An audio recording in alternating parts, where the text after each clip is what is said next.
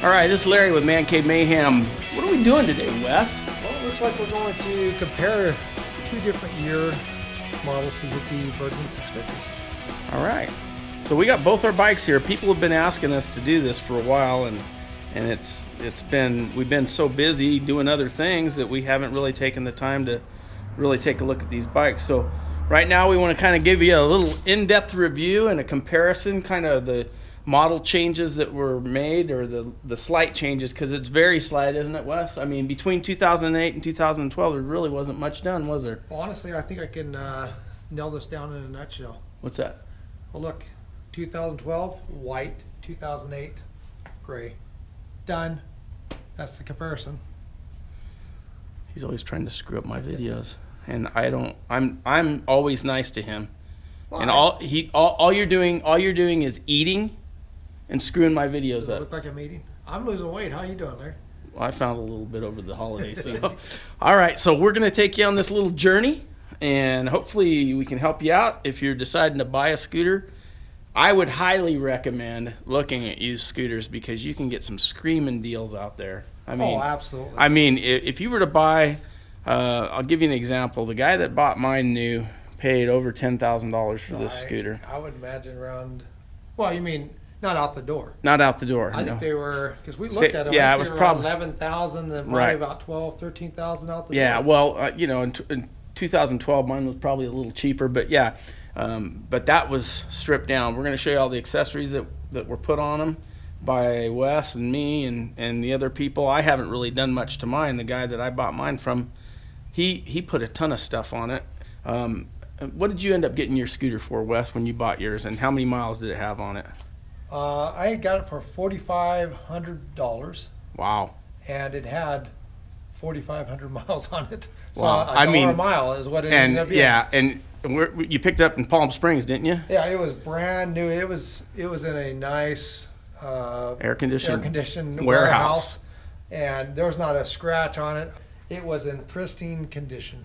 Yeah, and so, you know, for him to buy a new one, $4,500. I mean, you can't hardly get. There's some small scooters you can't get for that. In fact, what do we pay for our first scooters, Wes? Our the ones that you wanted so bad. Oh, that I wanted so. What are we saying? $3,000? I think we paid $3,500. I thought it was 25, but I think it was $3,500. Okay. Well, you know, Larry, I did tell you what I paid for mine. Mine was $1 a mile that I got it for. Too bad it wasn't. You know, you only had 200 miles. I would have got it for $200. So, Larry, what did you pay for yours? Well, the guy was originally asking, $6,500 is what he was asking for it. I managed to beat him down to $5,900. Mine's a 2012 model, and I believe I had less than 2,000 miles on it, or it may have been like 2,100 miles, but it was really low mileage, and the thing was well taken care of. And we'll show you some of the features on all these that were put on by us, and that were also handled by the previous owner. All right, so right now we're looking at Wes's 2008, and I'm going to show you the instrument cluster on his 2008 model year. It's pretty involved, you know, as far as his cluster is concerned compared to mine.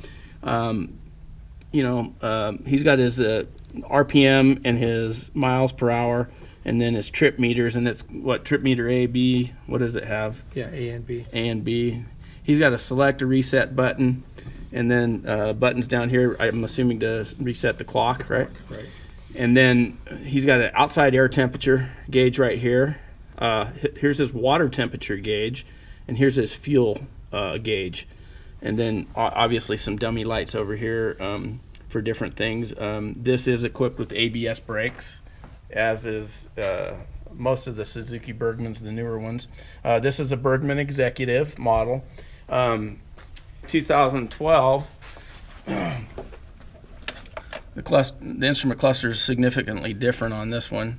And there's things I don't like about this one compared to his. And Wes may argue the point with me, I don't know. But mine has a dummy light for the water temperature. His does not. His has an actual temperature gauge for his engine water temperature. We did find a problem with that too. Yeah, actually, well, it It worked. The light worked. The light came on, but when I first got this scooter, the fan was actually binding up on the radiator, and we fixed it. It was very minor.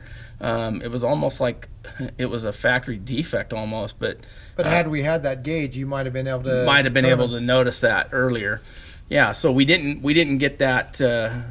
We weren't able to figure that out until I saw that dummy light come on, which kind of made me a little concerned. But yeah, as you can see, this is my RPM gauge.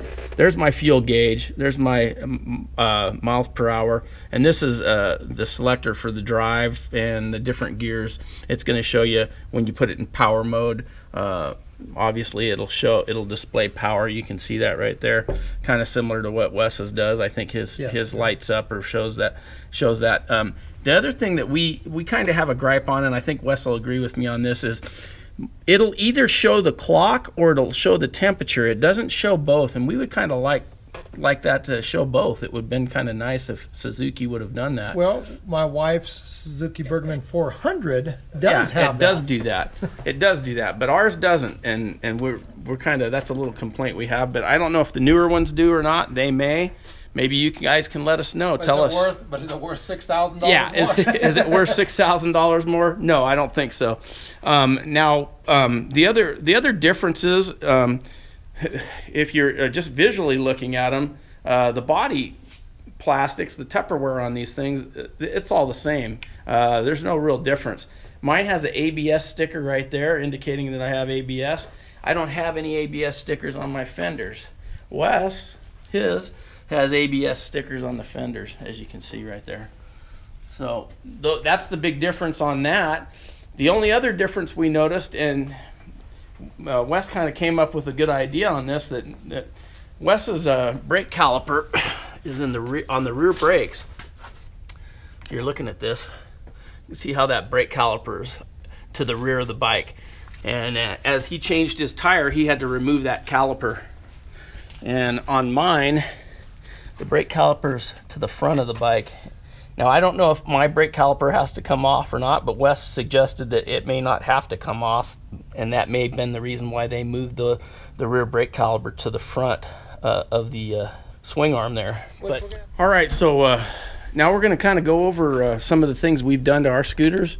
Actually, or some of the things that have been done to them, because I actually didn't do much to mine at all. I did a few little fixes, but that's about it. They're both executive Suzuki Burgman executive scooters. But mine was pretty much bare bones. This is the way it came off the showroom floor.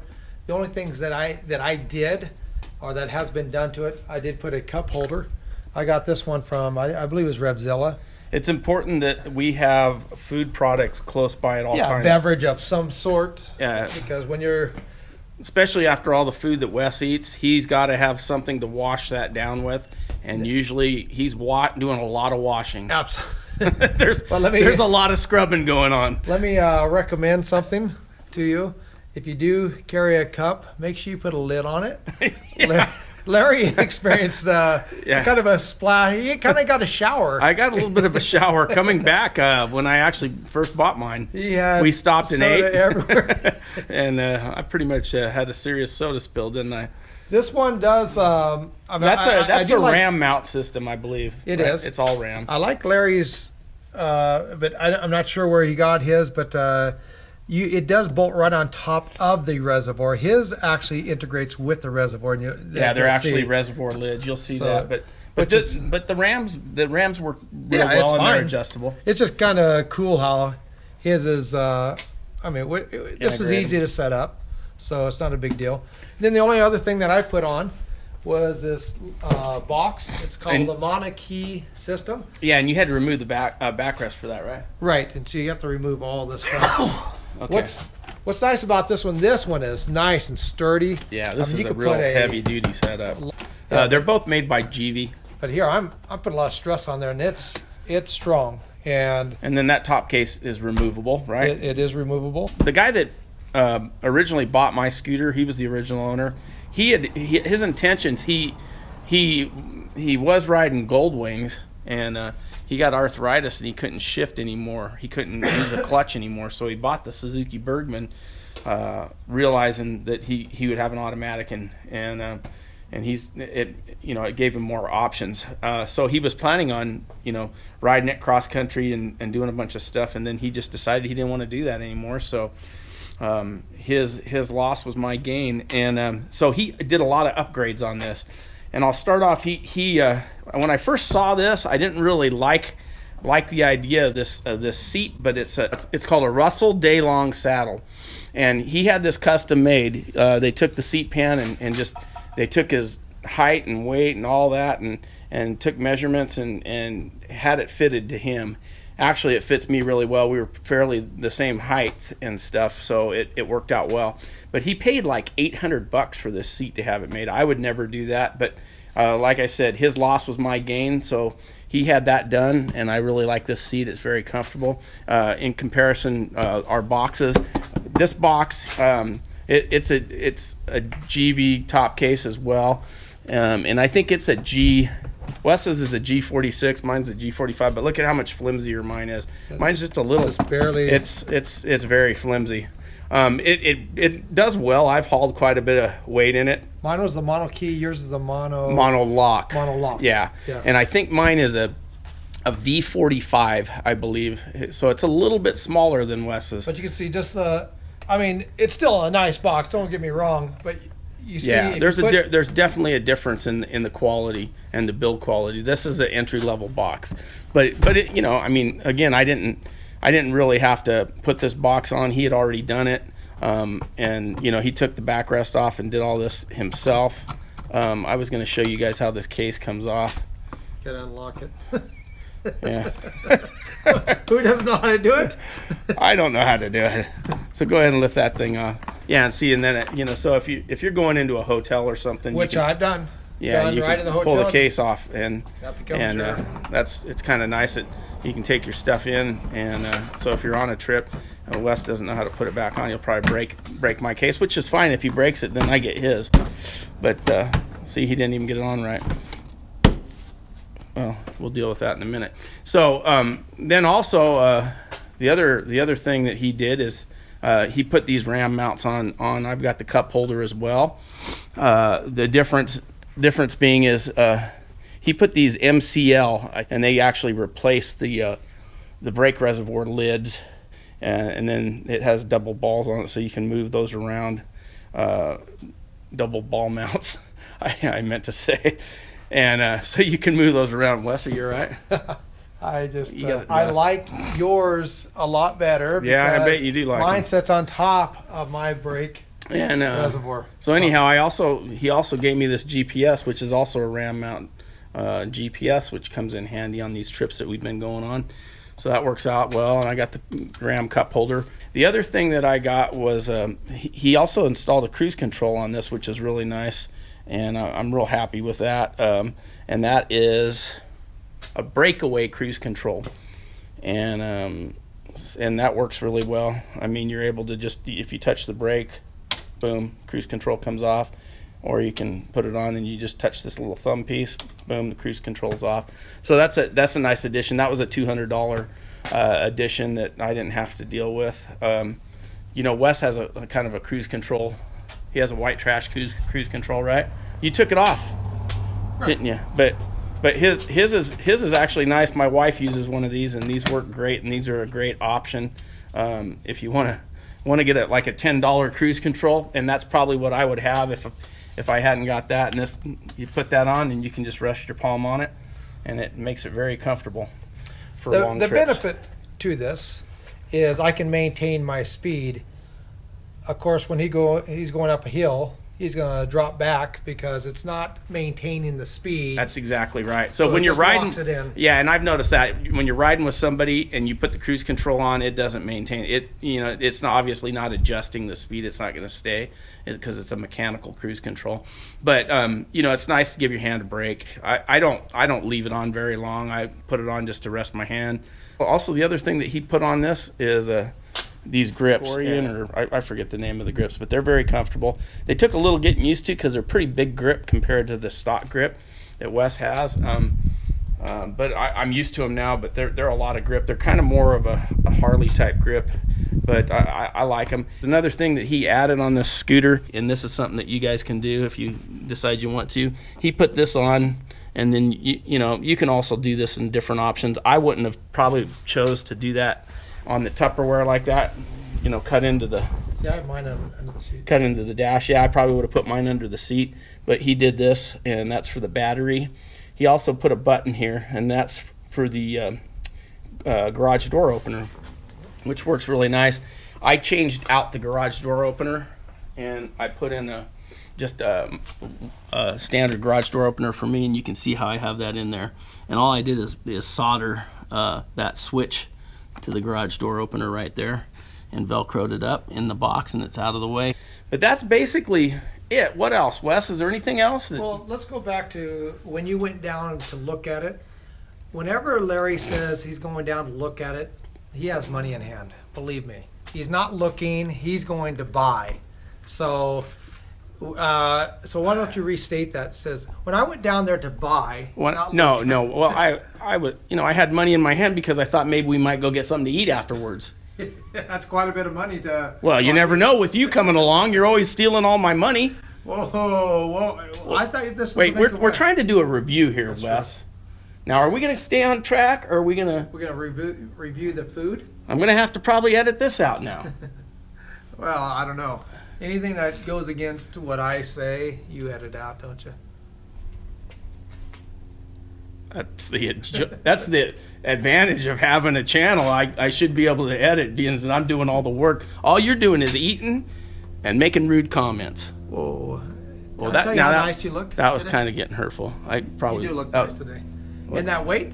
It's sure looking nice on you. Well, you talk about these? The other thing with these Burgmans is the mirrors come out. You just push a button, boom, the mirrors come out. The executives, they do that, so that's kind of a cool thing. On this, the windshield goes up and down. Yeah, we have an up and down windshield, electric windshield, which is nice on the executive. He installed flashing lights, so if you can see on my scooter, when you have the lights on high beam during the day, they'll flash for safety reasons. So he got a special lights, and you can see where the sensor's at right here. And so that it's a little added safety feature. Also, if you apply the brakes, Wes, apply the brakes. I don't know if you'll be able to see that in the light, but they flash too. Flashing lights kind of get the idiots that are driving on the road. It kind of gets their attention a little bit. One thing I forgot to show you is under the seat. This thing got a really nice trunk, and so I just wanted to show you that. It's kind of dirty. I'm trying to put the flashlight in here so you can see, but you got plenty of storage. That's one thing I like about scooters. You got storage under the seat, which you don't normally have on motorcycles. It also has a nice light. But anyhow, that's kind of an overview of what our scooters do, and hopefully you'll enjoy this video, and don't forget, like, share, subscribe, and just remember, we're men in a cave causing rain. Thanks for watching.